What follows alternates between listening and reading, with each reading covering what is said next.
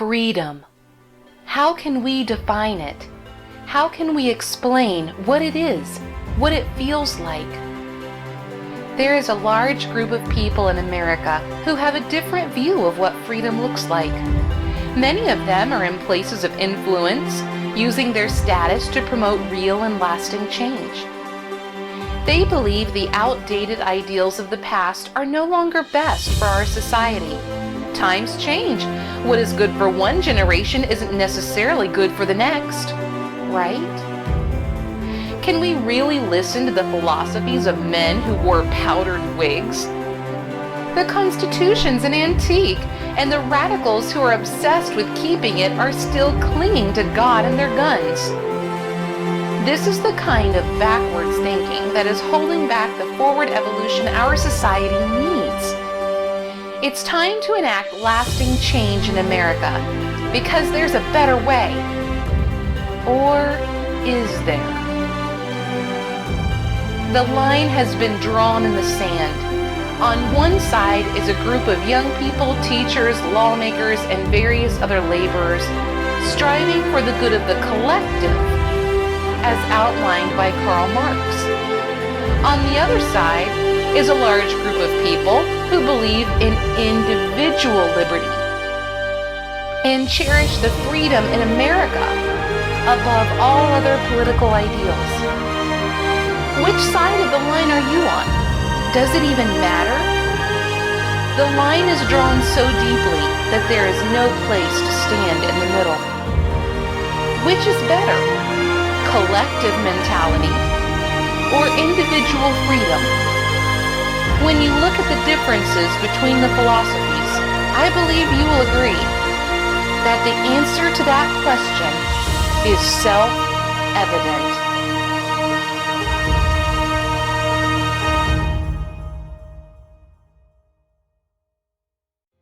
When you want to learn more about a subject, you go to the source. For this documentary, I've sought out books, websites, and quotes from the actual founders and notable leaders of these movements. I skipped over the conspiracy theorist and searched for the truth. America's future is being shaped a little at a time to resemble the plan for society as outlined by Karl Marx, the founding father of communism. Nations all around the world have implemented the teachings of Karl Marx. They might call it communism, socialism, or Marxism, but many of the core values are still the same. I've heard supporters of Karl Marx say that he's a very misinterpreted man. They say his ideas have been maligned, and if the critics would simply read his writings, they would understand his benevolent heart towards the working class. As I read the Communist Manifesto from cover to cover, I didn't sense his compassion for the poor. I heard the ranting of an angry man who demonized rich and successful people. Marx devoted chapter after chapter of the Communist Manifesto to one simple point. Wealthy people are evil, so replace the capitalism that made them successful. He doesn't mention lifting the poor out of their poverty so they can enjoy a higher standard of living. The poor are still poor, but they're not supposed to care because there's nothing to compare it with. Karl Marx can set the record straight for us concerning communism in his own words. Karl Marx and his friend Friedrich Engels issued the Communist Manifesto in 1848. And Engels authored the Principles of Communism in 1847. As I read both documents, I tried to find defining statements that captured the essence of their ideology. The theory of the communists may be summed up in the single sentence: abolition of private property.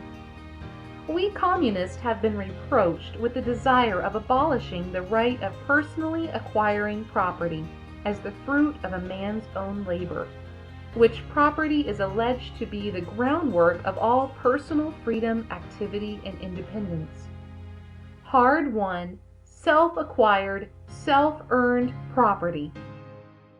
According to their founding documents, communists want to take every single hard-earned possession you own in this world and donate it to the betterment of the collective. Marx even acknowledges that working hard to make something of yourself and enjoying the fruit of your labor is the groundwork for independence. He is completely right.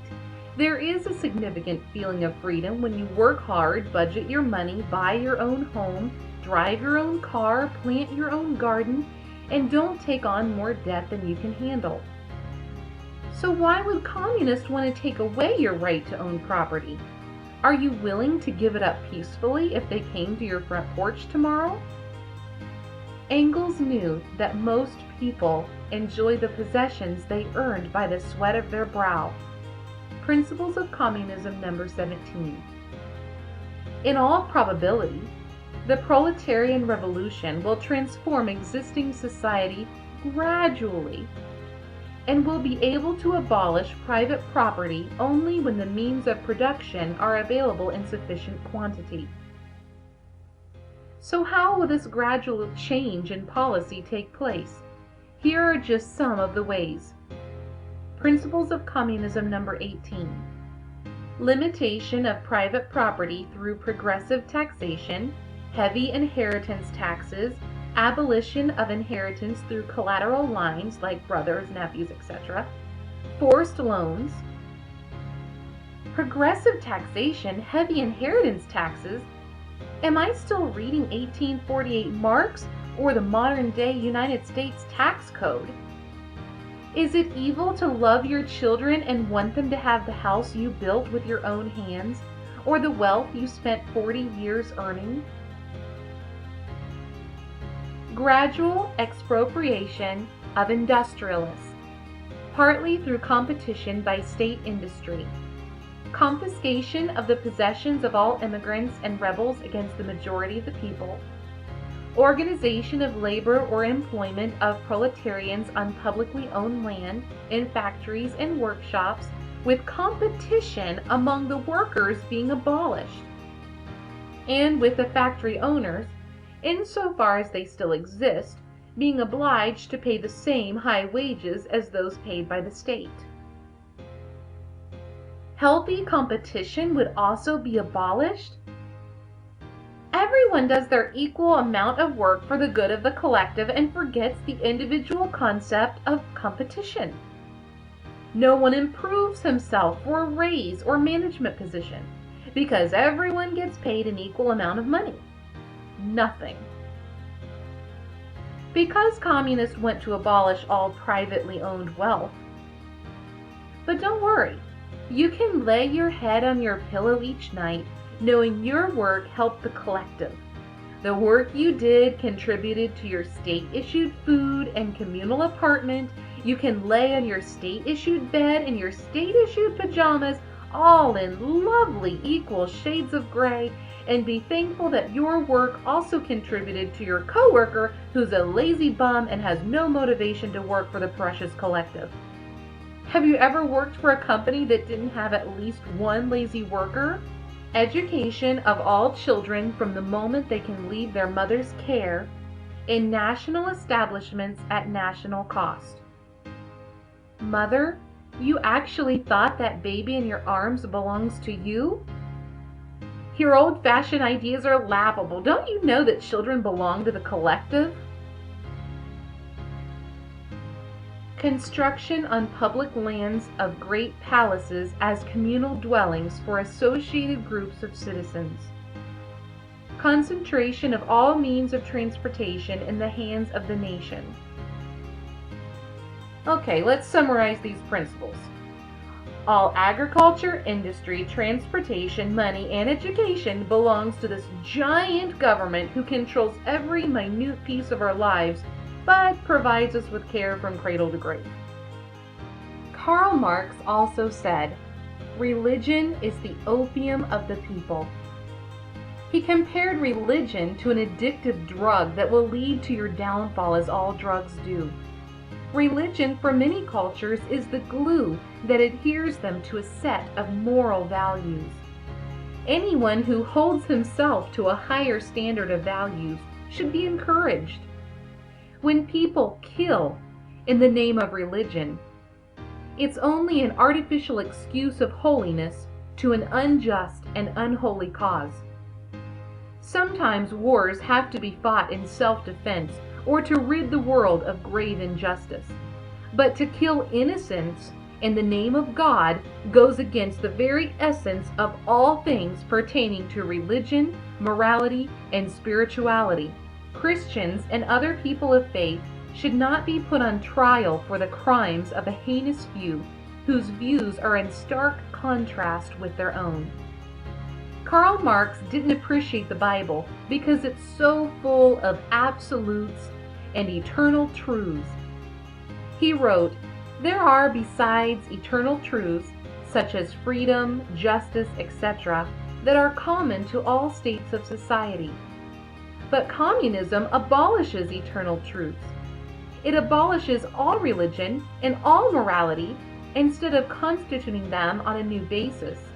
It therefore acts in contradiction to all past historical experience." Do you understand people who want to abolish religion and every public display of faith?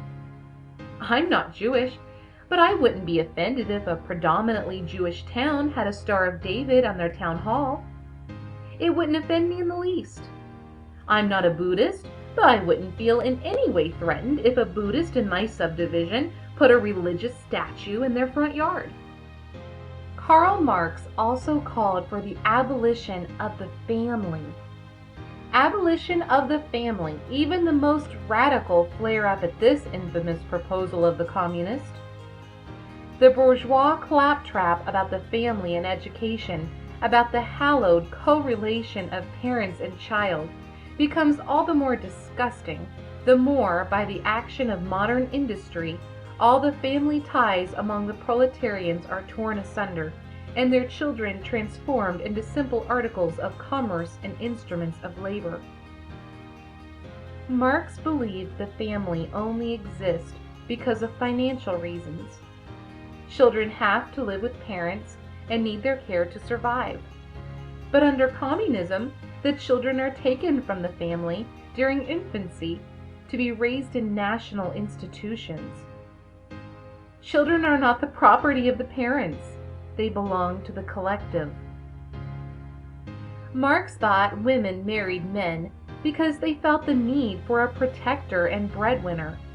Under communism, women are equal to men in social status. Anyone who knows anything of history knows that great social changes are impossible without feminine upheaval. Social progress can be measured exactly by the social position of the fair sex, the ugly ones included. Today's feminists should be careful about jumping on the equal wages, equal treatment bandwagon. Consider what we have to lose to gain equal status. If I carry myself in a feminine manner, I have found men more likely to open doors for me, let me go first, and have the most comfortable seat. If men treated me equally, I would lose my feeling of royalty. If you read a detailed biography about Karl Marx, you'll begin to understand why he was so angry with the rich. Though some of you are diametrically opposed to everything Karl Marx advocated, you will most likely find yourself feeling sorry for him. His madness was driven by his own poverty. He was expelled from Germany and France because of his radical ideas. He settled his wife and children in England, where they lived as refugees, under horrible conditions. Marx worked as a journalist, but was never able to earn enough money to make a living for his family.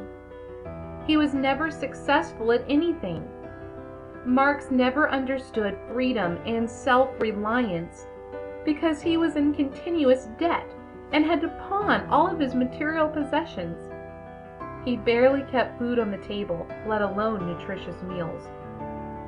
Marx had to endure the pain of losing 3 children because of their living conditions and his inability to make enough money to care for his family.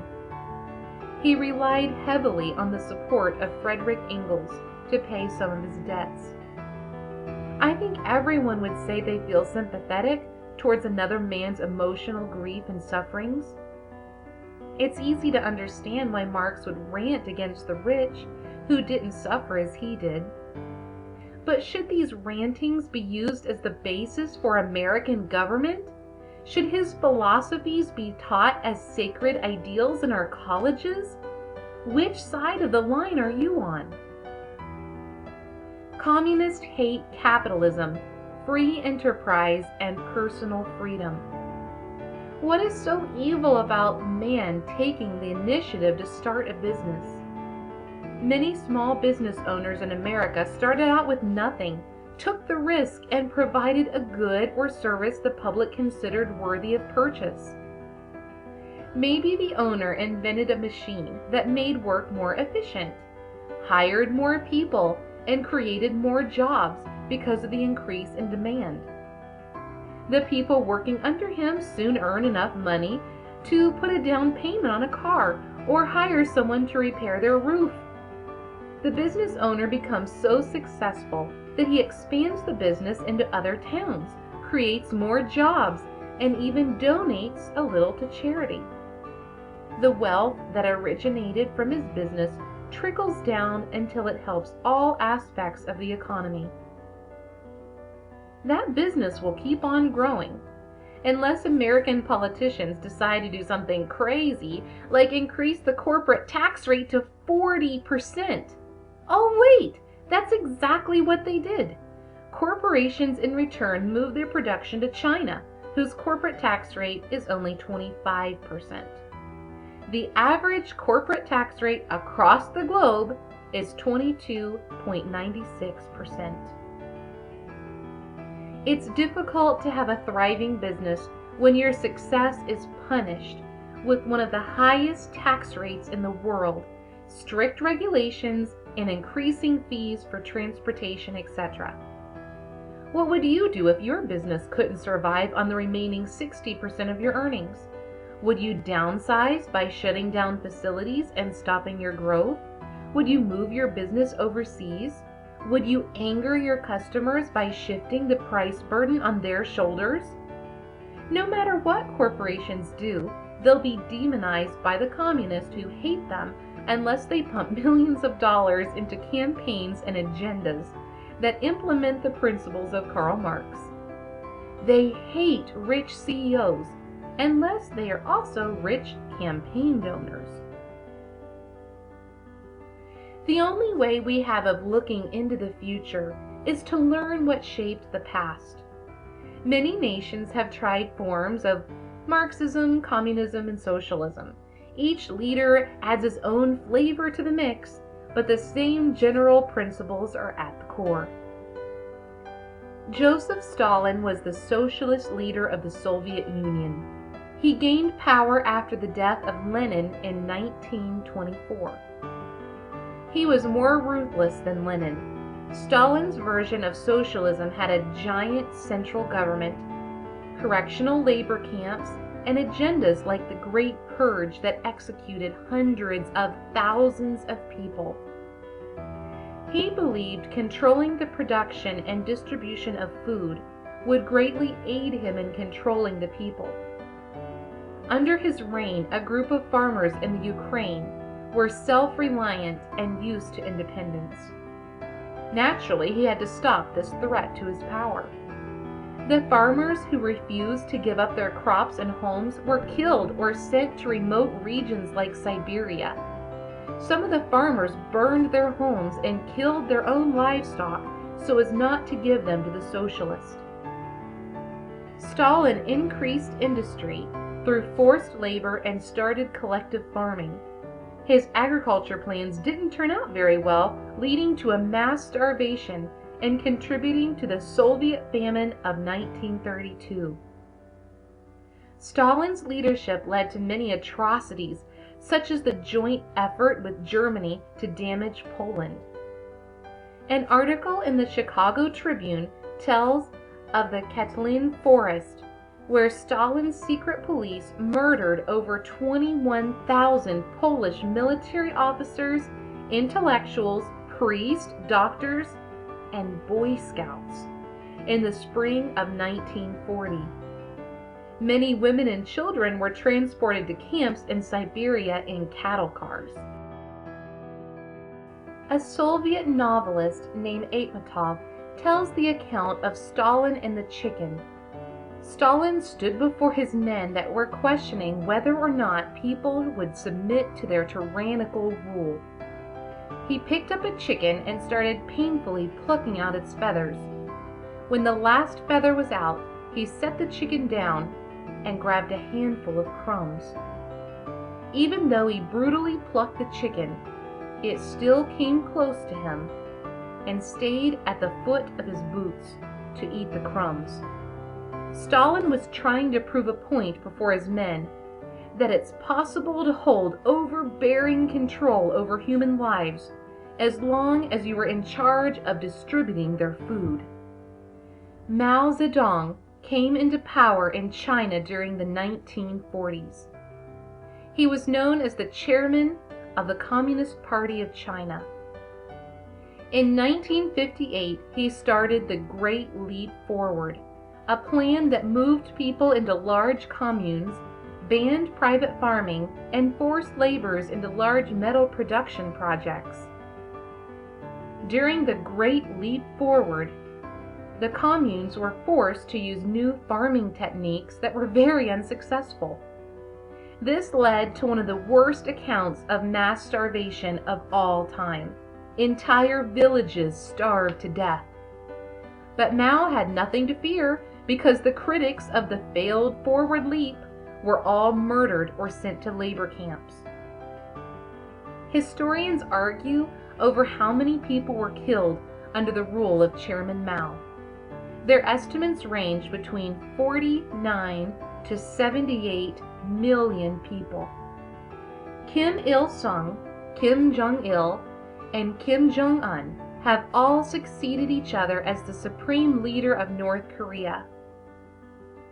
Satellite images have revealed the prison labor camps and ever-expanding mass graves to accommodate all the bodies of people who die in the camps. In North Korea, even punishment is collective. If one family member is caught risking his life to get out of the country, his entire family will be punished and sent to work in the camps until they die. This dictator family has been so successful in absolute brainwashing that most people hold their political system as a sacred religion. The few who have escaped North Korea tell of stories of horrible atrocities, starvation, and torture. Pol Pot was a leader in the Cambodian communist movement. He killed off approximately 20% of the population of Cambodia as he sought to weed out all who opposed him. He wanted to purify Cambodian society of capitalism, religion, and the influence of the Western way of life. Pol Pot set up killing fields and mass graves that held thousands of bodies all lumped on top of one another. And what list of evil dictators who were the embodiment of evil would be complete without mentioning Hitler? I will not go into great detail because we already know the horrors of the Nazis. Each of these ruthless dictators had their own unique political views, but they had a lot of common goals and tactics. Most of their views line up perfectly with the writings of Karl Marx, and they all slaughtered millions of people. Capitalism can be changed into socialism, which can then evolve into communism. Communism always says that democracy is at its heart. The majority rules and the people get exactly what they want. However, everywhere it has been tried, a tyrannical dictator has set himself up as the central ruler.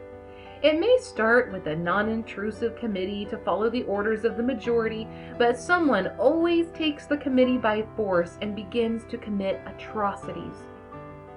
These dictators think they know what is best for society. They act on what is best for the collective and their own need for power. If an individual wants to make a decision on his own, his voice is silenced by regulation or by death. The collective doesn't seem to care if a few individuals die if it helps the collective advance. They place no value on life or other individual rights. They think people are too stupid to make the right decisions for themselves, so the dictators will do it for them. Every time communism has been implemented, it has massively failed and resulted in many unnecessary millions of deaths. Collective farming has resulted time after time in mass starvation. It always leads to concentration camps, mass slayings of the educated, religious, and minority groups. Children are the property of the state and turn into brainwashed robots. The government runs every part of society. Freedom of speech and freedom to worship God are gone. At first, communism sounds like a utopia. Everyone happily works for the state, who in turn provides all their food, housing, healthcare, and education. I'm sure the handout crowd thinks it's great to have all of your needs given to you by the government. Bring on the government cell phones and food stamps. But at what cost? As time goes on, we will see this principle carried out. If you live under my roof, you will live by my rules. More and more, the United States will regulate our lives. If people rely on government health care, the government will not be able to afford all the expenses related to problems like obesity. They will restrict what we can eat and mandate exercise. The nanny state will become so intrusive that our privacy and freedoms will be squeezed out of existence. It's already starting. Don't get me wrong. I'm happy to see my tax dollars at work if someone legitimately needs assistance. I truly care for these people and want them to be comfortable. But I have no sympathy for someone who is able to work but lacks the integrity to take care of themselves. Government handouts become government prison. Once socialism evolves into communism, there doesn't seem to be any room for people who receive government assistance but don't work. Under communism, everyone has to pull their weight to produce enough goods to supply a nation. The question begs to be asked, what about people who are not able to pull their own weight? The lame, the blind, what happens to them? Eugenics, according to the Merriam-Webster dictionary, is a science that deals with the improvement, as by control of human mating, of hereditary qualities of race or breed. Eugenicists believe human evolution can be perfected by controlling who can and cannot have children. They want to purge society of people who cost more than they can contribute, or those who decrease the average intelligence of the collective. It's their job to promote the Darwinian concept of natural selection. If you don't share their scientific and political ideals, you're guilty of the worst crime against humanity, holding back human evolution. Many see eugenics as the end of poverty, mental illness, and hereditary diseases. They say it's unfair to associate true scientific eugenics with Hitler and the communists who murdered millions in the name of eugenics. They claim the practice of eugenics is humanitarian. Though many eugenicists condemn the actions of communist dictators, they are still seeped with Marxist collectivism. Eugenicists will criticize Hitler in one article for trying to kill an entire race of people because he thought they were genetically inferior. Then, in another article, they will use IQ test results to say some races are inferior. They want to stop societies from declining because unintelligent women are having more children than intelligent women. Eugenicists want to rid society of disease and unintelligent people by preventing births among those who suffer in these conditions. Their methods have some undesirable consequences. Statistics and tests will prove that some people are smarter than others and certain groups of people are more prone to disease or ailments. But you can't lump people together and say that every member of that group is inferior and should be given permanent birth control. This is looking at the collective and not the individual. At the Third International Eugenics Conference in New York in 1932, they stated several basic principles for population control that are summarized here. Birth control through the methods of sterilization of the undesirables, use of contraception and abortion, euthanasia for the sick and old, establishing a 1 or 2 child policy for appropriate countries, promotion of abstinence for the poorer classes, state-educated family planning organizations, restrictions on international migrations, environmental protection laws, and the promotion of conservationism, which led to the Green Movement. Marion Van Court wrote The Case for Eugenics in a Nutshell, an article published in the winter 2004 issue of the Occidental Quarterly. She makes a very humanitarian case for modern scientific eugenics. One of the driving points in the article is her desire to improve the human condition. On the surface, she has some good ideas. She explains real problems in our American society, which few would disagree. However, her solutions to these problems could very well result in a frightening scenario. If the retarded were given sufficient cash or other incentives to adopt permanent birth control, mental retardation could be cut by approximately 1/3 in just one generation. A few questions arise. Who determines which people are intelligent enough to have children? And who gets permanently sterilized? What if a mentally handicapped woman refuses the permanent birth control? Does the government force her for the good of the collective? Do Americans trust their president or future presidents with that kind of power?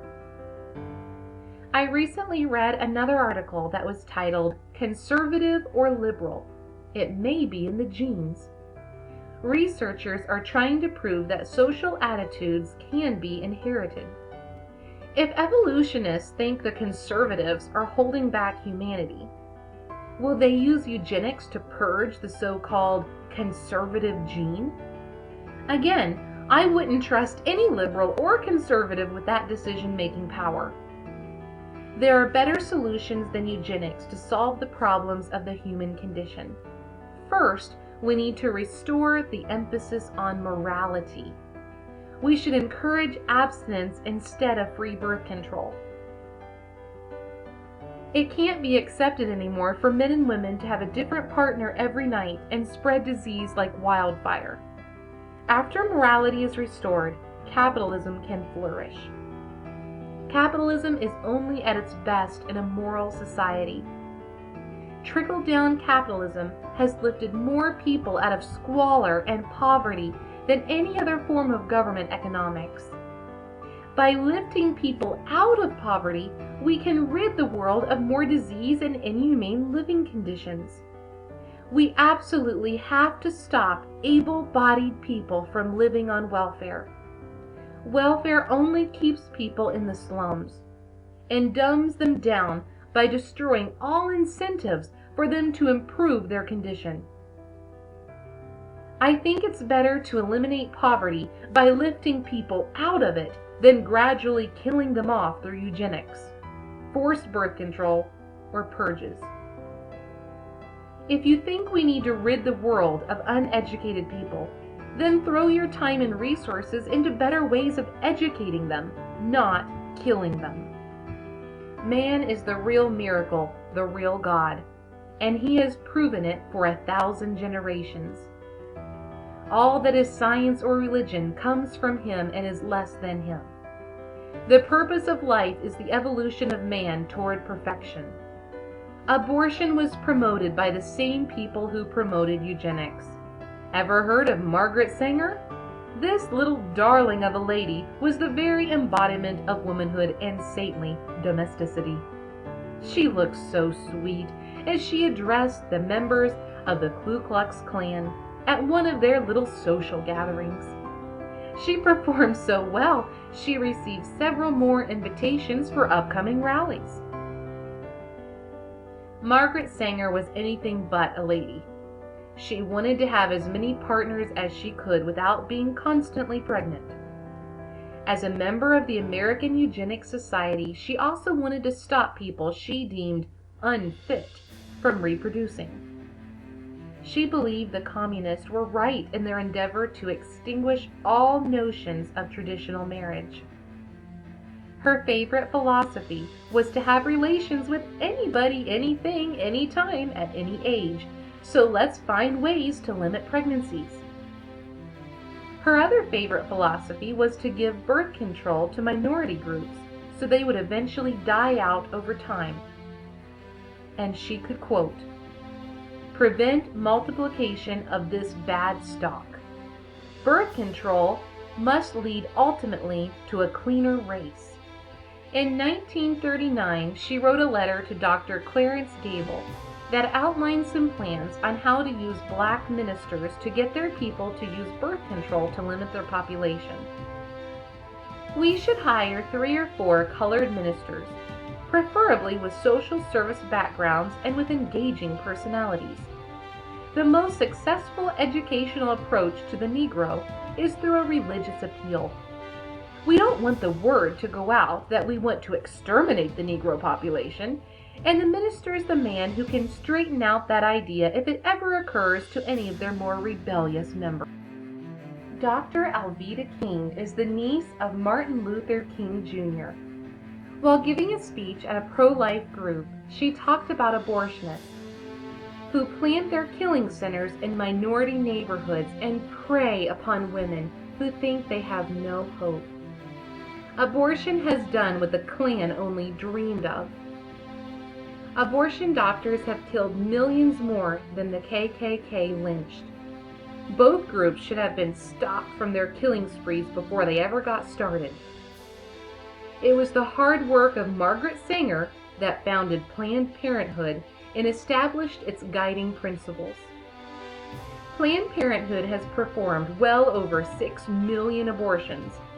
Since 1964, they have received $6.82 billion of taxpayers' money to help them in their sinister deeds. I don't believe they were founded to improve women's health or to help women plan their parenthood. It was all about limiting the population, killing off the unfit, and targeting minority groups. Planned Parenthood's curriculum is being used in schools all across America to teach children of all ages.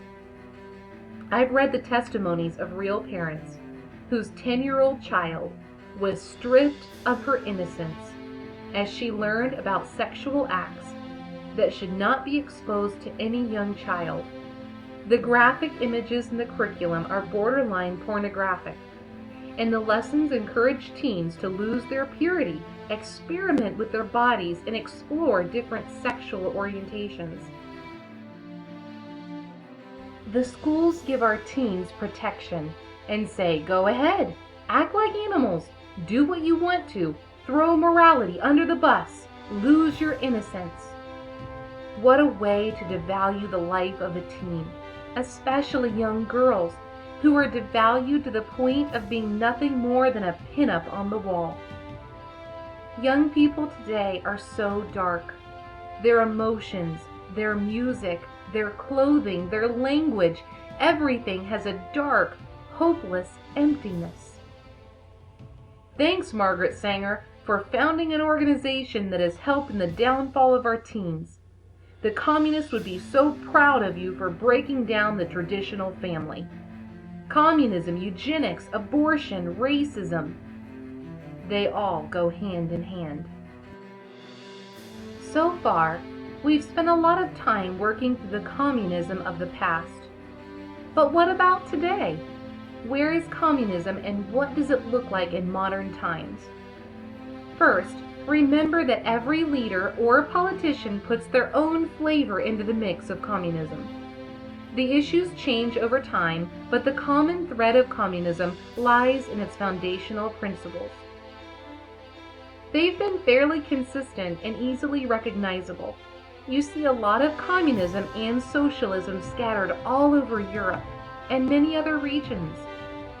Issues like universal health care, government grants for education, and other government freebies have bankrupted most of Europe. When the government no longer has the money to keep up with its social programs, the people take to the streets and protest. Protests in Spain, Greece, the UK, and many other European countries have not ended well. As they clash with riot police, people have been injured and killed. Buildings were set on fire and looters had a field day. Homeless people now roam the streets and the wealthy are fleeing to more stable countries. Europe as a whole is a dismal sight. No one can say their socialism is thriving. There are also long waiting lists for people needing medical care. This is also true of Canada. There are tons of protests going on around the world as people are waking up to find their government benefits decreasing. Other protests are trying to overturn corrupt leadership. Because of these protests, the world is literally on fire. In America, we had the Occupy movement in all the major cities. If you think all these protests are unrelated, then take a moment to stop and smell the roses. If you spot the flags and hear the chants in the crowds, you will find several common themes like "Workers of the World Unite," a phrase penned by Karl Marx straight out of the Communist Manifesto. The college students were complaining that they couldn't pay off their huge student loans.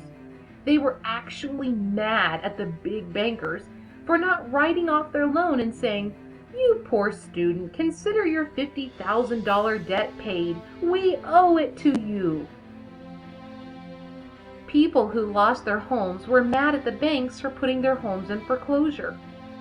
How dare those big banks actually demand people pay off their loan payments? How unfair to those poor people who willingly took the loan knowing exactly what their payments would be. No one forced them to get a loan, but they couldn't afford. The Occupy crowd openly admits to being communistic and wanting cradle-to-grave government assistance and freebies. Modern politicians in America are just the opposite. They usually don't like to call themselves communist, socialist, Marxist, or radical revolutionaries because of the negative connotation it would cast on their campaigns. Some are surprisingly open about their true agendas, but most call themselves by a nicer sounding name, such as progressives. Progressives gained popularity in the early 20th century in America. Together with their European socialist friends, they thought up wonderful ways of implementing eugenics by building a better race. Hitler got some of his best ideas from this school of thought, including gas chambers for the unfit. George Bernard Shaw subscribed to this mentality as well. You remember his famous writings, but have you ever heard his quote on killing certain members of society? You must all know half a dozen people at least who are no use in this world, who are more trouble than they are worth. Just put them there and say, "Sir," or "Madam, now will you be kind enough to justify your existence?" If you can't justify your existence, if you're not pulling your weight, and since you won't, if you're not producing as much as you consume, or perhaps a little more, then clearly we cannot use the organizations of our society for the purpose of keeping you alive. Because your life does not benefit us, and it can't be of very much use to yourself. This quote is from a video of Shaw you can watch on YouTube. do your own research. I've included links at the end of this video to various sources you can visit yourself to prove their validity. Please don't take my word or anyone's word for it. Go see the evidence for yourself. I would have loved to have included the actual videos in this DVD, but I can't obtain the copyrights to them. You can visit the blog, thetruthisselfevident.blogspot.com, and see some of these videos in the research section. Here's another darling quote from Shaw. "The Nazi movement is in many respects one which has my warmest sympathy." I went to progressiveliving.org to read extensively about their beliefs. On their website, they stated, many of the issues of concern to progressives 50 or 100 years ago remain just as important today. I chuckled at the statement because progressives have tried to silence conservatives and Christians by mocking their long-held convictions. Timeless principles are mocked as being out of date, but their principles, they say, span the test of time. Just another radical tactic. Mock your enemies into silence. The website also discussed the 4 stages in progressive history.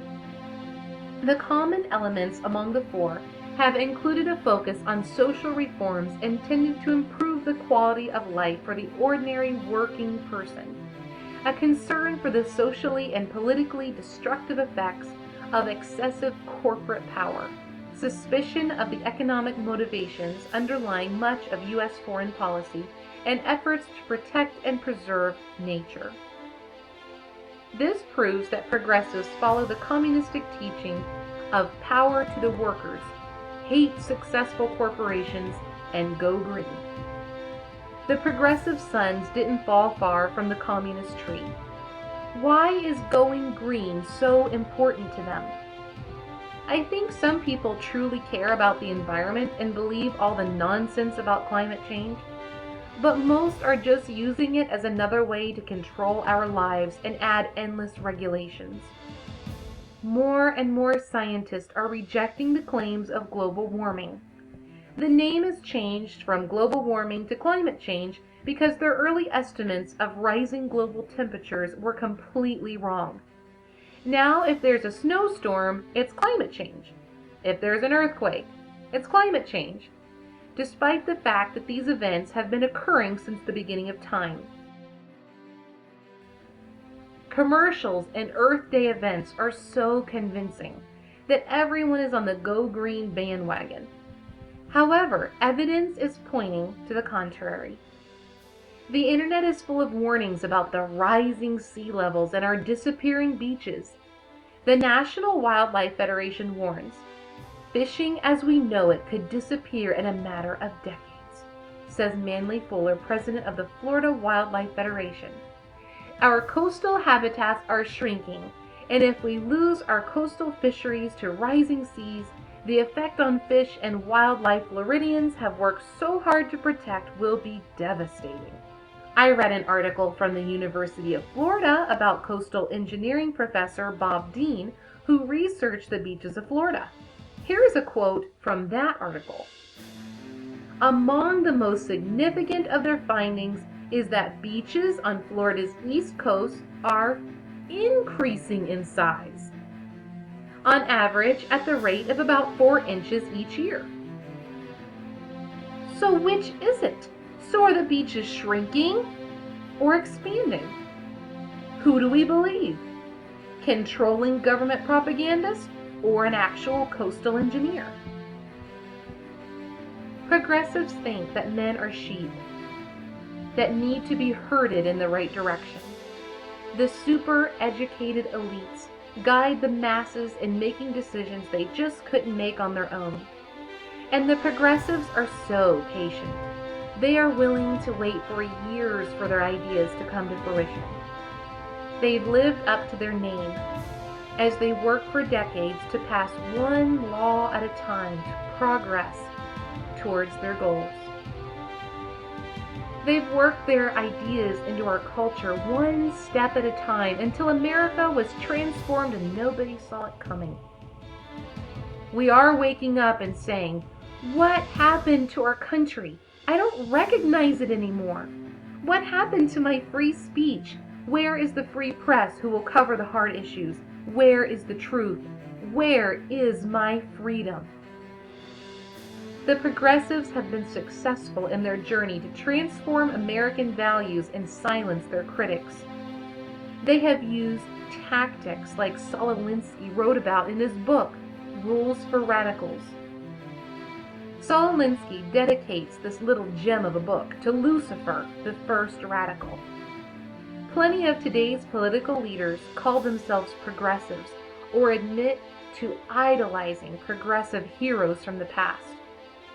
But folks on the far left get aggravated at the politicians because they're not progressive enough. They want their leaders to do far more to destroy capitalism by imposing more regulations to stifle corporate growth. This is another way the green movement comes in handy. If you raise energy prices and force businesses to follow green guidelines, you can regulate them right out of business. Their answer to every problem is more government. But the government can't keep itself straight as it is.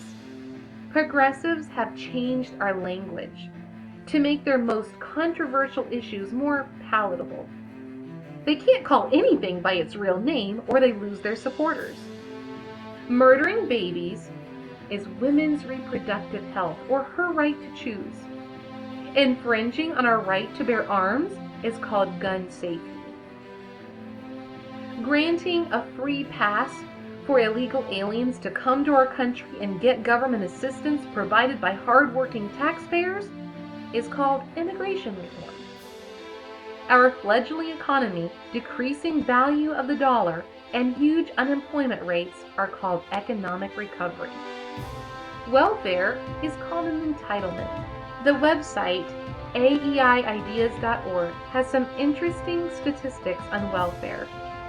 There are now just 1.65 employed persons in private sector per one person on welfare assistance. And since 2001, food stamp enrollment has increased by over 158%. That doesn't really sound like we're moving forward, as President Obama's slogan so proudly claimed. The word forward has been used in many communist movements around the globe. Remember Mao's Great Leap Forward? It didn't end well. Also, MSNBC, the news network for communist propaganda, has a slogan, Lean Forward. Let's go through some quotes by American officials who show off their collective roots.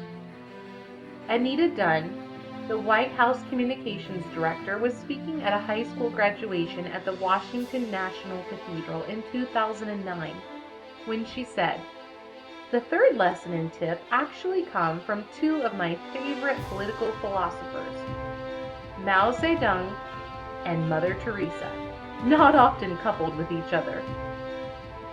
The Department of Education used a quote by Mao for their quote of the day on their website for children. They later removed the quote after a huge backlash. Hillary Clinton spoke about her love for eugenicist Margaret Sanger when she said, "I admire Margaret Sanger enormously. Her courage, her tenacity, her vision. When I think about what she did all those years ago in Brooklyn, taking on archetypes, taking on attitudes and accusations flowing from all directions, I am really in awe of her." President Obama said, "If you've got a business, you didn't build that. Somebody else made that happen." This shows the collective mentality that no individual can be successful by their own hard work and determination. He also wants the rich to pay their fair share of income taxes. The rich are already paying income taxes out their nose, and they're punished for no other reason than just being rich. There are a lot of wealthy, successful Americans who agree with me because they want to give something back. They know they didn't. Look, If you've been successful, you didn't get there on your own. If a lot of wealthy Americans want to give something back, then by all means, let them write monthly checks to the U.S. Treasury. Nothing is stopping them from giving back as much as they want to. Tell them to pay my share too. Why do the rich have to pay their fair share?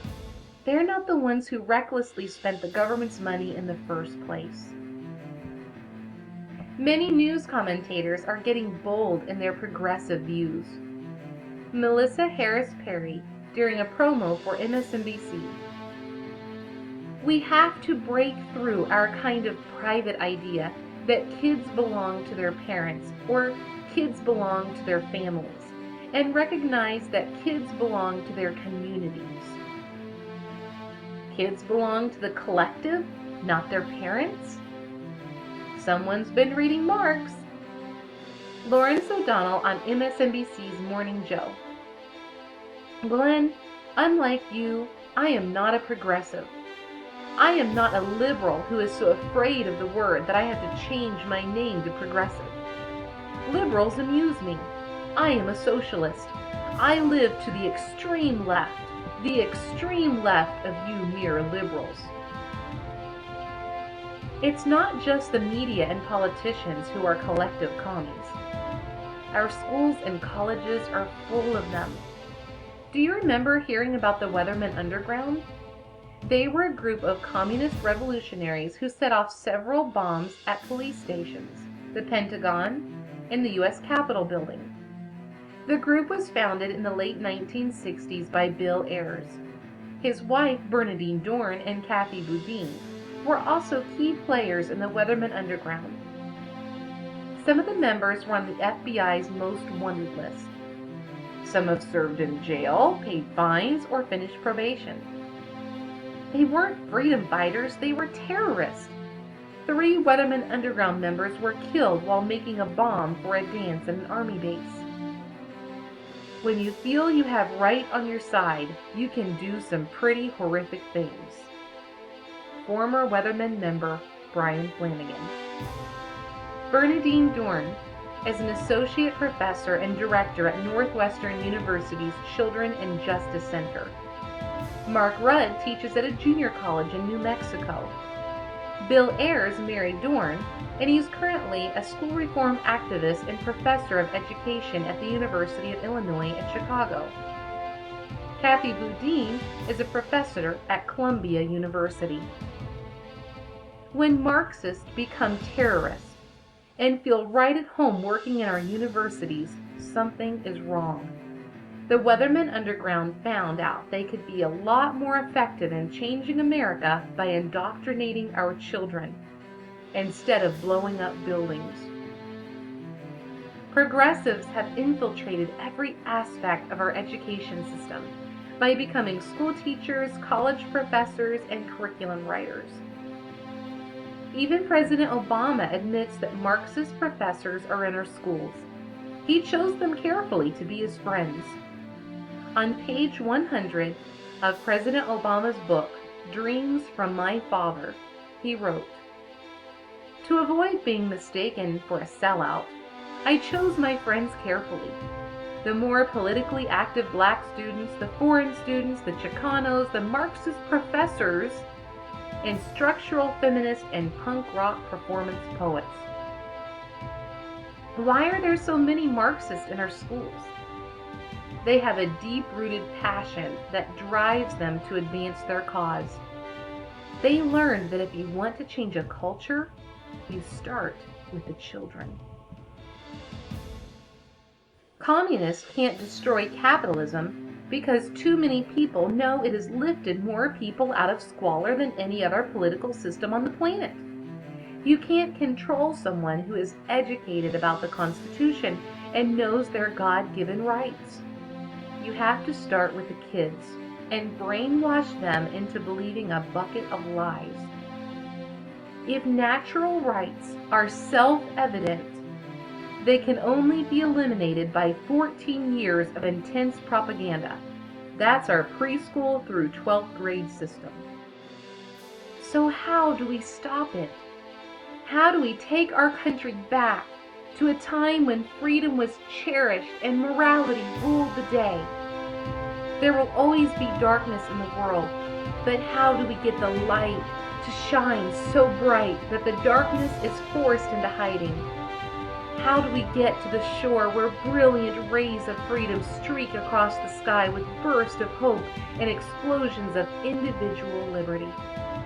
And as the smoke settles and the fog lifts and the dawn breaks its morning light, we see, like Francis Scott Key, that the flag is still there. The stars and stripes are a beacon of hope to the oppressed and persecuted people of the world. We are the last safe haven for those who wish to escape tyranny. At the base of the Statue of Liberty, we read Emma Lazarus's poem, "Give me your tired, your poor, your huddled masses yearning to breathe free. I lift my lamp beside the golden door." I want people to come through the front door to experience our freedom and make something better for their families. But make sure they come through the front door, not illegally through a tunnel under the U.S. and Mexican border. The best thing an American can do to help this country is learn from the history of the past and read our founding documents. If you don't know your rights, you can lose them. Communists hope that you don't actually read the supreme law of the land. They know you'll see the brilliance of our simply stated rights, and it will make it so difficult for them to take it all away.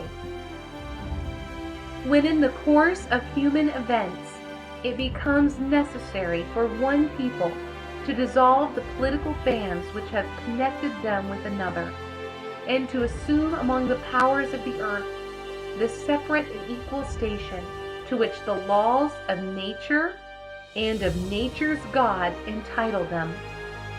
A decent respect to the opinions of mankind requires that they should declare the causes which impel them to the separation. The timeless principles of our founding documents are based in natural law. These are the same timeless principles of the Bible. They are self-evident. You could burn the Constitution, but natural law has already been seared into the hearts of men.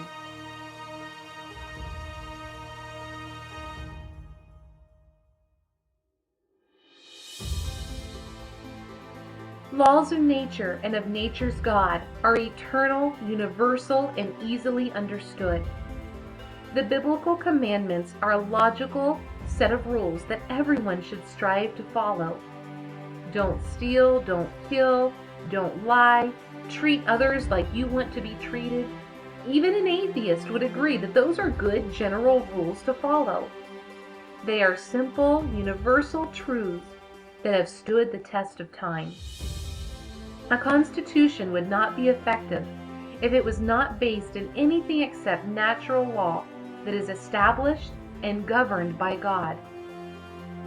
I have lived, sir, a long time, and the longer I live, the more convincing proofs I see of this truth, that God governs in the affairs of men, and if a sparrow cannot fall to the ground without his notice, is it probable that an empire can rise without his aid? We have been assured, sir, in the sacred writings, that except the Lord build the house, they labor in vain that build it. We hold these truths to be self-evident, that all men are created equal, and that they are endowed by their Creator with certain unalienable rights, that among these are life, liberty, and the pursuit of happiness. Every person has the right to live. Every life should be valued as a sacred gift from the Creator. Every person has the right to be free of tyranny and oppression. In the original draft of the Declaration, the pursuit of happiness was not included. The original sentence represented the original intent of the founders: life, liberty, and property. The pursuit of happiness is to be able to own your own stuff. This goes against the core of communism, which seeks to abolish private property ownership. Under the Constitution and natural law, you can pursue your own happiness and enjoy the possessions you have earned or inherited. Notice it doesn't say anything about you being entitled to free stuff from the government. Today we work hard for our own happiness, only to have our property taken from us to support people who don't want to work. The phrase, "all men are created equal," is different from the word equality. Today the government is trying to convince us that income inequality needs to be eradicated. That's not the government's job. We're not promised income equality, but an equal opportunity to succeed in life regardless of race or status. Our Constitution has proven itself to be a superior document because of its amazing longevity. By our estimate, national constitutions have lasted an average of only 17 years since 1789. This is an unsettling estimate of life expectancy for a document whose basic function is to express guiding national principles, establish basic rules, and limit the power of government, all of which presuppose constitutional longevity. The Bill of Rights has truly set America apart from other nations. Thousands of men in thousands of cities have longed for these rights, died for these rights, and dreamed of having these rights, but we take them for granted. Congress shall make no law respecting an establishment of religion, or prohibiting the free exercise thereof, or abridging the freedom of speech, or of the press, or of the right of the people peaceably to assemble, and to petition the government for a redress of grievances. Freedom of religion, freedom of speech, and freedom to peacefully assemble. These rights are logical, they make sense, and they are self-evident. You don't have to tell someone they have a right to voice their opinions, it just comes natural. And when a person sees an injustice, it is only natural for them to speak out and say, "This isn't right." The Bill of Rights makes sense. Communism doesn't make sense. And all the politicians who are trying to take us down the road to communism and trying to get people hooked on government handouts like drugs should take a look at Europe. Socialism rules the day in Europe. The unemployment rate in Spain is 25% and 26% in Greece. People have taken to the streets in violent protest because these politicians can't afford to continue giving out free stuff. Socialism is completely unsustainable. It isn't logical. Freedom of religion has been under unprecedented attack in recent years. A minority of atheists have tried to stamp out all public displays of religion. In 1892, the U.S. Supreme Court declared that America is, in fact, a Christian nation, and cited dozens of examples from other cases in historical documents. This was the final decision of the Church of the Holy Trinity versus the United States in 1892. Supreme Court Justice David Brewer said this about the decision: "I have said enough to show that Christianity came to this country with the first colonists and has been powerfully identified with its rapid development, colonial and national, and today exists as a mighty factor in the life of the Republic. This is a Christian nation. The calling of this Republic a Christian nation is not a mere pretense, but a recognition of an historical, legal, and social truth." Supreme Court Justice Earl Warren agreed with the decision, I believe the entire Bill of Rights came into being because of the knowledge of our forefathers had of the Bible and their belief in it. Freedom of belief, of expression, of assembly, of petition, the dignity of the individual, the sanctity of the home, equal justice under the law, and the reservation of powers to the people. I like to believe we are living today in the spirit of the Christian religion.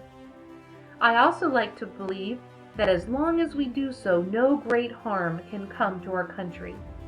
In America, every man is free to worship God according to the dictates of his own heart.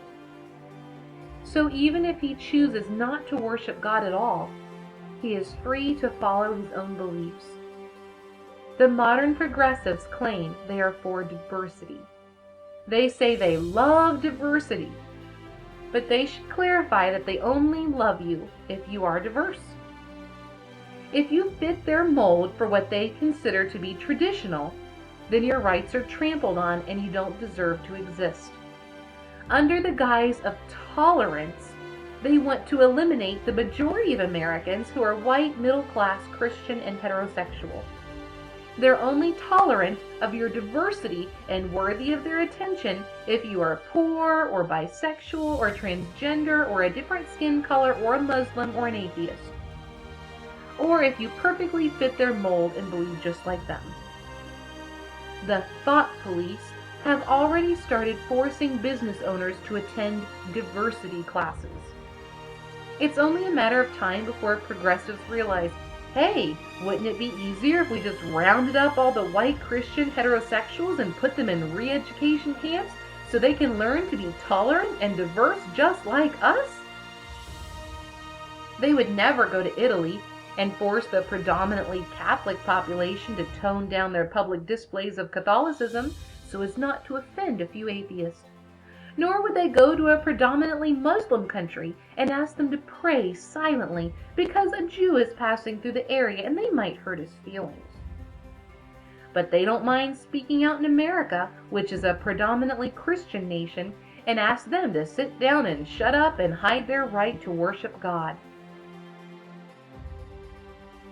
A well-regulated militia being necessary to the security of a free state, the right of the people to keep and bear arms shall not be infringed. There's been a huge debate on gun control in America. Communists don't want people to have the freedom to defend themselves against killers, burglars, and rapists. It's hard to control people who are self-reliant and have the confidence that they can hold their own. Criminals will always find guns or weapons somewhere. So the best answer is to arm law-abiding citizens to even the ratios and teach our kids to have a healthy respect for guns while shunning the dark, violent culture of R-rated movies and gangster video games. Maybe I just missed it, but in all the gun control debates I have watched on the major networks, I have never heard one person actually quote the entire Second Amendment. The Marxists, of course, want you to think that you are too ignorant to understand the language of the Constitution and the Bill of Rights. We have to read the document for ourselves to see how our founders put it in plain and simple English.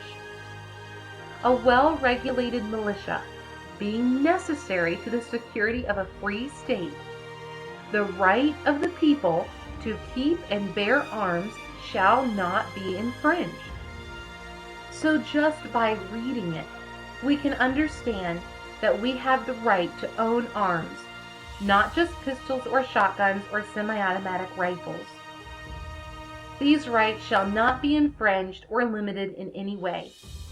We are the people, or the citizens of the United States, and it is necessary that we are trained in the use of firearms to defend ourselves and to add to the security of our nation. What country would send an army to attack another country where all of its citizens are well armed and ready to defend their turf? No soldier shall in time of peace be quartered in any house without the consent of the owner, nor in time of war, but in a manner to be prescribed by law. The right of the people to be secure in their persons, houses, papers, and effects against unreasonable searches and seizures shall not be violated, and no warrants shall issue, but upon probable cause, supported by oath or affirmation, and particularly describing the place to be searched and the persons or things to be seized. Edward Snowden and others blew the whistle that the NSA can and does illegally hack into citizens' phones and data and computers without obtaining the proper warrants. The government can be inside your home as they hack into your cell phone. How is that different than quartering soldiers in your home or doing warrantless searches? When people educate themselves on the truth, it makes it easy to spot a lie. When a politician writes an unconstitutional bill, the people will say, "Whoa, let's vote that guy out of office. Don't take away my rights." An enlightened citizenry is indispensable for the proper functioning of a republic. I know no safe depositary of the ultimate powers of society but the people themselves. And if we think them not enlightened enough to exercise their control with a wholesome discretion, the remedy is not to take it away from them, but to inform their discretion by education. This is the true corrective of abuses of constitutional power. Wow, what a good way to put it. Educate the people on their constitutional rights, and our problems are slowly remedied over time. Jefferson also said, "Now a government is like everything else. To preserve it, we must love it." Everything therefore depends on establishing this love in a republic, and to inspire it ought to be the principal business of education. But the surest way of instilling it into children is for parents to set them an example. And notice how Jefferson called America a republic, not a democracy. I am so tired of hearing our modern politicians calling America a democracy. It was set up to be a republic because our founders absolutely disagreed with democracies. In a democracy, any law can be passed as long as the majority of the people want it. The opinion of the mob changes rapidly and is based on passions, not facts. In a republic, laws can only be passed if they strictly adhere to the supreme law of the land. And the people are able to choose representatives who will enact legislation on their behalf. In a democracy, it's mob rule. Our founders brilliantly built America to be a republic. They set up checks and balances in the Constitution, so no branch of government could overstep its very limited power.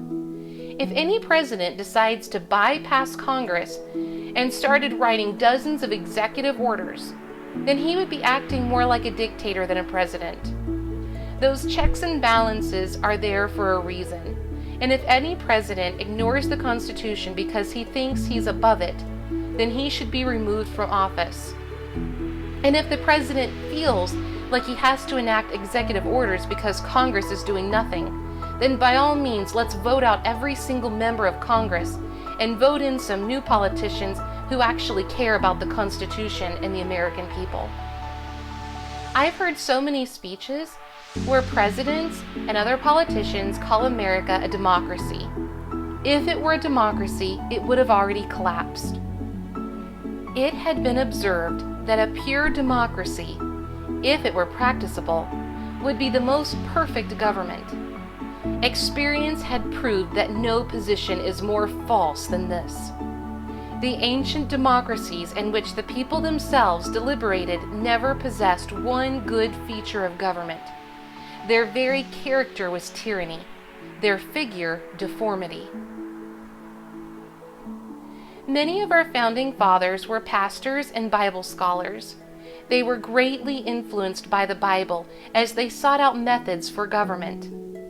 Hundreds of Bible verses either inspired the Constitution or at least parallel its general thoughts. In Deuteronomy chapter 1, we find that God prefers a republic. Moses told the Israelites to choose wise men and understanding and known among your tribes, to be leaders over small portions of the population, like the House of Representatives. Later, the Israelites revolted and demanded God give them a king. He warned them that monarchies lead to trouble, but they didn't listen because they were a stubborn people. God granted their wish because He loves us enough to give us choices. Some people think Israel was only a theocracy. God blessed them and governed in their affairs, but they were also a nation based on written laws, and they chose their own leaders to represent their tribes. In the same chapter in Deuteronomy, the judges are charged to hear the causes between your brethren and judge righteously between every man and his brother and the stranger that is with him. Ye shall not respect persons in judgment, but ye shall hear the small as well as the great. The Bill of Rights echoes these ideas of due process of law and equal protection of the laws. Some argue that a nation based on biblical values would limit the rights of people who are not Christians. That's not true. The Bible says the stranger also had the right for his cause to be heard in righteous judgment. The stranger could be from a different race, religion, or culture. He was still given equal protection under the law. That's because the Bible emphasizes an individual's character. It doesn't collectively lump people into categories based on race. Jesus Christ was no respecter of persons. He ministered to the Samaritan as well as the Jew. His own lineage held Israelites as well as Rahab from Jericho and Ruth from Moab. Our modern concept of racism doesn't exist in the Bible because of Acts 17:26. And hath made of one blood all nations of men for to dwell on all the face of the earth. I couldn't even list all the parallels between the Bible and the Constitution. Self-evident, absolute truths. The work of the law written in their hearts, their conscience also bearing witness. Second Amendment. He that hath no sword, let him sell his garment and buy one. Paying taxes. Render therefore unto Caesar the things which are Caesar's, and unto God's the things that are God's. 3 branches of government. For the Lord is our judge, the Lord is our lawgiver, the Lord is our king, he will save us. Our founders actually talked about using this verse for the judicial, legislative, and executive branches. The president's cabinet. Where no counsel is, the people fall, but in the multitude of counselors there is safety. Private property ownership. Thou shalt not steal, neither shalt thou covet thy neighbor's house or anything that is thy neighbor's. The general principles on which the fathers achieved independence were the general principles of Christianity. I will avow that I then believed and now believe that those general principles of Christianity are as eternal and immutable as the existence and attributes of God. The Bible's packed with timeless, eternal truths that can help the lives of every individual and every nation. There are so many scriptures that contain so much common sense that even an atheist could hang them up on the walls of his home so his children could be taught to have good character. Undeniable truths are simply a benefit to every aspect of our lives, our schools, and our politics. We spend so much time focusing on the bad parts of our society and the wrong actions of our politicians that we forget to focus on the only things that make sense in this world. Sometimes after watching the news and hearing all the lies out of Washington, I have to just turn it off and go outside to my garden. I've actually put my hand in the dirt and grass to touch something that feels and is real. The political system in Washington is completely out of touch with reality and the lives of actual Americans. When I see my green beans growing and I look up at the clouds and I feel the sunlight in my face, I know it's real and it shows evidence of the Creator. When we read the Constitution, the Bill of Rights, and the Declaration of Independence, we're saturating ourselves with light and eternal truths. This is the same way a Christian feels when they shut out the cares of this world and spend time in the Scriptures.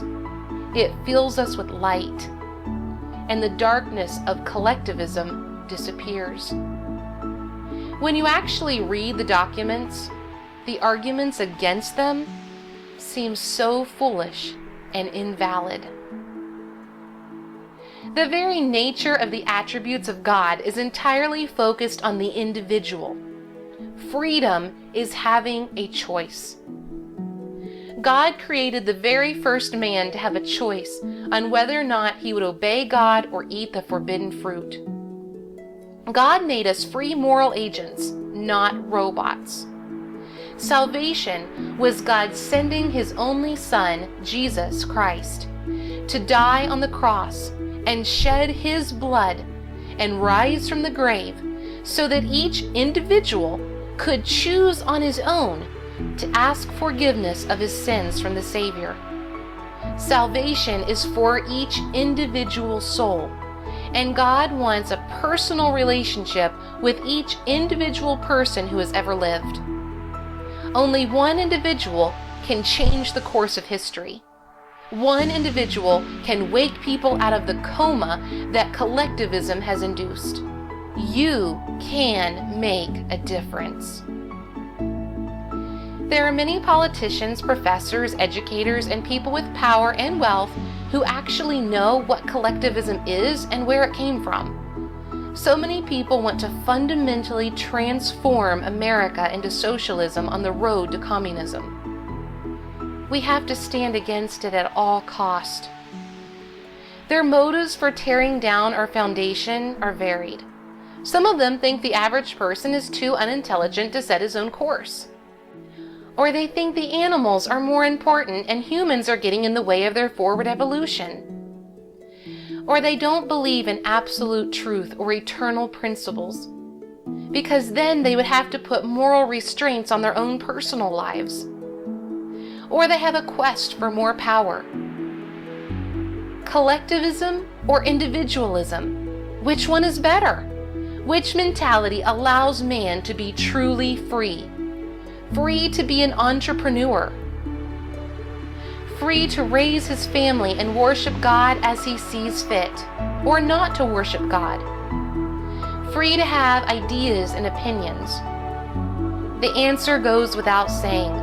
The longing for individual freedom is universal in every man. It's self-evident.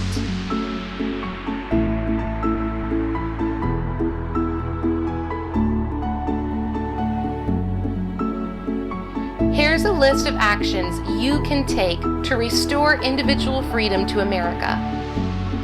One person makes all the difference in the world. Look for every opportunity to teach your children about history, biblical morality, and how to be self-reliant. Be willing to take a stand, to pledge to each other our lives, our fortunes, and our sacred honor. Put your money where your mouth is. I just turned down an application for government aid to pay for one of my dental procedures. It was worth $4,000 to me to stand for my principles of limited government and handouts only for those who are actually truly in need.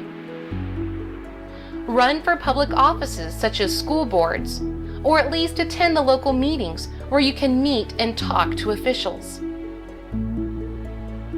Call or email your congressman often to let them know your concerns. Vote values and principles, not politics or parties or free stuff. Be the best citizen, Christian, parent, employee that you can be. Be a hero. Be a leader. Be your own first responder. Look for the light. Call evil, evil. Call good, good. And teach your kids to know the difference. Seek to live so that you feel clean inside. Stay informed on current issues on the local and national level. We need to fight even for our enemies' right to free speech. And it's so important that we love our enemies. Because truly they're not our enemies. They're our fellow Americans. They're our brothers. No voice should be silenced.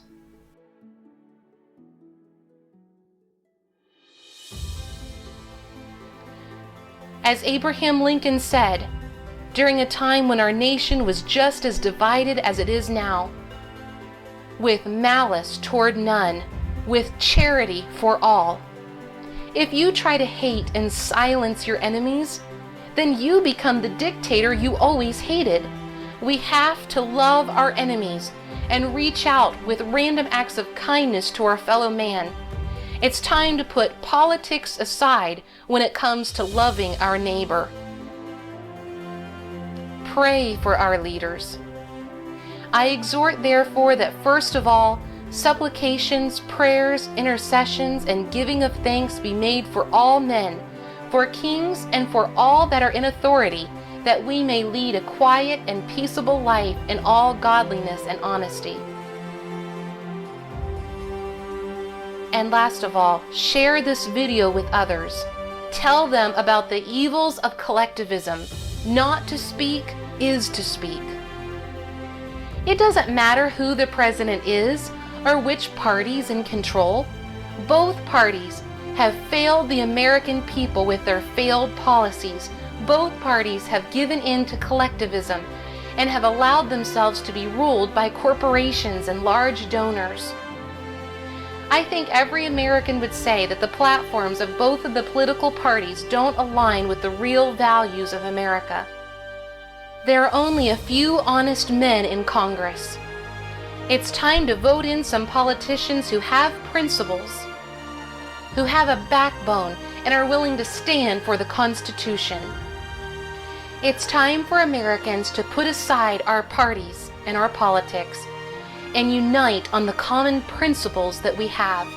Principles like freedom of speech, freedom to peaceably assemble, freedom of the press.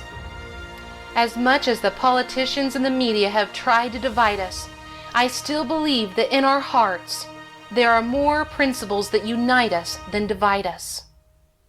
You could watch this video long after the current administration is passed, and this message will still ring clear. The message will always be the same. Do we want individual freedom or collective slavery? Take courage. You are the watchman on the wall. Spread the truth. Live the truth. Do not be silenced out of fear. Future generations will thank you. They're depending on you. We are the new breed of patriots. The line is drawn in the sand. Are you with us?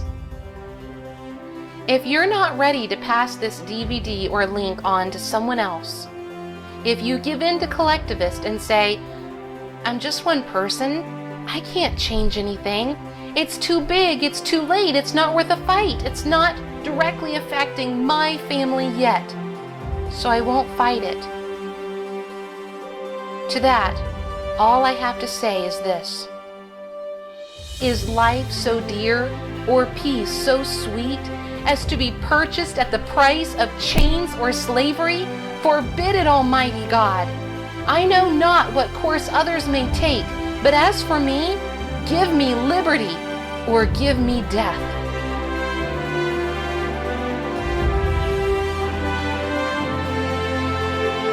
Please visit our blog, thetruthисselfevident.blogspot.com. On the blog, you'll find links to amazing YouTube videos that confirm the information in this video. Hear the people in their own words. You'll also find links to do your own research. and ways where you can read the articles for yourself. Connect and share the video with others. And you can also contact me, the author.